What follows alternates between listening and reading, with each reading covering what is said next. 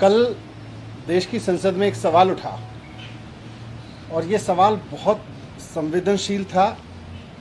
Corona की दूसरी लहर जो देश भर में आई, उसके दौरान पूरे देश में ऑक्सीजन को लेके हाहाकार मचा था।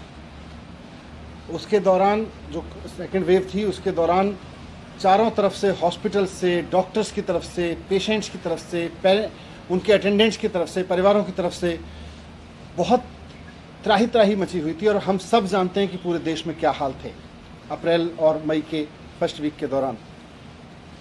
तो ऑक्सीजन का क्राइसिस था देश में।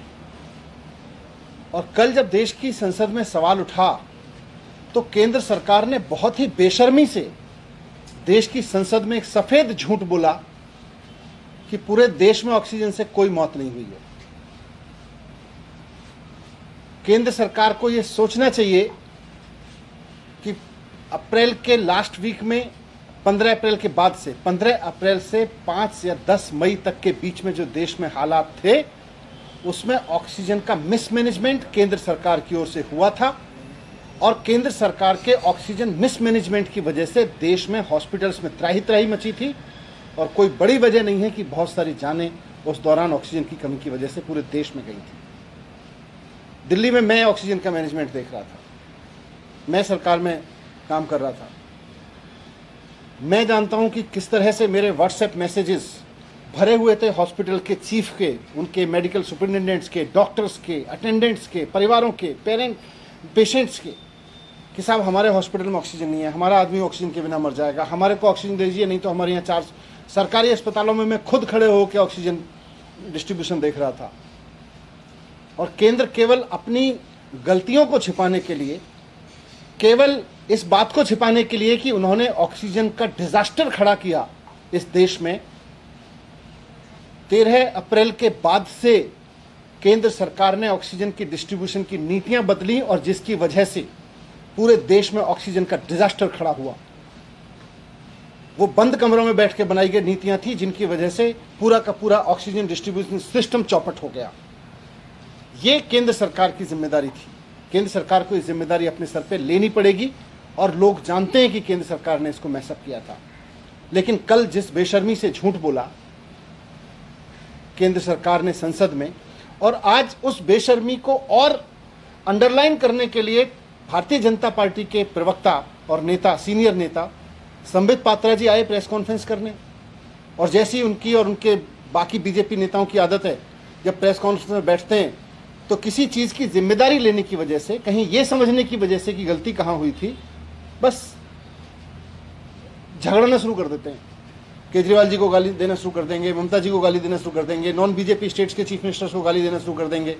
उन्होंने वही किया। आज भी प्रेस कॉन्फ्रेंस में आए, जिम्मेदारी नहीं ली। इस देश में कितनी मौतें हुई हैं, उसमें से कितनी ऑक्सीजन की वजह से हुई हैं, इसकी जिम्मेदारी भी तो ले केंद्र सरकार। आखिर उसने मैनेज सो कॉल्ड 13 अप्रैल को जो सो कॉल्ड मैनेजमेंट शुरू किया था ऑक्सीजन का, जिसके बाद सब कुछ मैसअप हो गया था, उसकी जिम्मेदारी भी तो ले कि उस मैसअप की वजह से कितनी मौत हुई थी। उसकी जगह आप केजरीवाल जी को गाली दोगे तो उससे आपके पाप थोड़ी छिप जाएंगे। आप केजरीवाल जी को भर भर के गाली दोगे प्रेस कॉन्फ्रेंस में, संबित पात्रा जी प्रेस कॉन्फ्रेंस करने बैठेंगे, बीजेपी के और सीनियर नेता प्रेस कॉन्फ्रेंस करने बैठेंगे और केजरीवाल जी को मन भर के गालियां देंगे और उनको लगता है ये सारे उनके पाप छिप जाएंगे। छिपेंगे नहीं।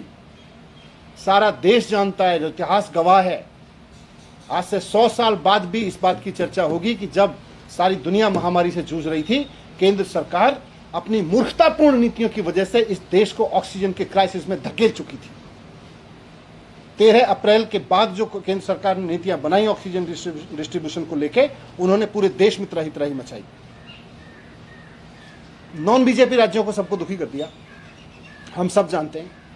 मैं खुद बात कर रहा था कि किस तरह से ऑक्सीजन का क्राइसिस हुआ है, कहां से कहां की ऑक्सीजन कहां भेज दी, कहां की ऑक्सीजन कहां भेज दी, किसी को दूर से दे दी, किसी को पास से दे दी। ये सारा मिसमैनेजमेंट कर दिया केंद्र सरकार ने उस दौरान।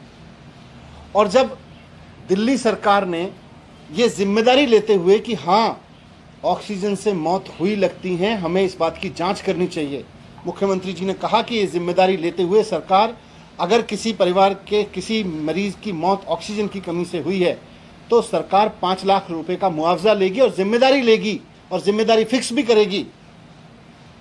तो केंद्र सरकार पीछे हट गई, बल्कि अरविंद केजरीवाल जी के उस काम में रोड़े अटकाने लगी। अरविंद केजरीवाल जी ने कहा कि हम एक कमेटी बना रहे हैं जो एक एक मौत की जांच करेगी, ऑक्सीजन की कमी से हो रहे मौत के आरोपों की जांच करेगी और उसके बाद तय करेगी कि कहाँ किसकी गलती की वजह से वहाँ ऑक्सीजन की कमी हुई। तो सब केंद्र सरकार को लगा कि इसमें तो हमारी जिम्मेदारी तय हो जाएगी, हमने जो सो कॉल्ड मिसमैनेजमेंट किया है वो मिसमैनेजमेंट साबित हो जाएगा, डिजास्टर साबित हो जाएगा। तो केंद्र सरकार ने दिल्ली सरकार द्वारा बनाई गई जो कमेटी थी उसको बनाने नहीं दिया, उन्होंने एलजी से उसको रुकवा दिया। और मैंने इसको प्रेस कॉन्फ्रेंस करके कहा था, लगभग 1 महीना पहले मैंने प्रेस कॉन्फ्रेंस करके इस बात को कहा था कि केंद्र सरकार की मंशा दिल्ली सरकार की कमेटी को भंग करने के पीछे, उसको नहीं बना देने के पीछे यही है कि वो ऑक्सीजन की मौतों से हुए सच को छिपाना चाहती है। और आज वही कर रहे हैं ये लोग, देश की संसद में खड़े होकर साफ झूठ बोल रहे हैं। अगर हिम्मत है और अगर आप सच पे पर्दा नहीं डालने की कोशिश कर रहे हैं और अगर आप चाहते हैं कि ऑक्सीजन से हुई मौत में सही मायने में जांच हो और जिम्मेदारी तय हो, तो जो कमेटी राज्य सरकार बना रही थी दिल्ली की, उसको बनाने दीजिए। हम जांच करवाएंगे, वो कमेटी इंडिपेंडेंट जांच करेगी और कमेटी इंडिपेंडेंट जांच करके बताएगी कि ऑक्सीजन की वजह से मौत हुई थी कि नहीं हुई थी।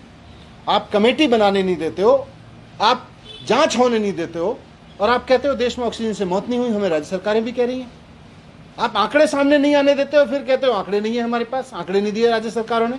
आप राज्य सरकार को आंकड़े जुटाने तो दो।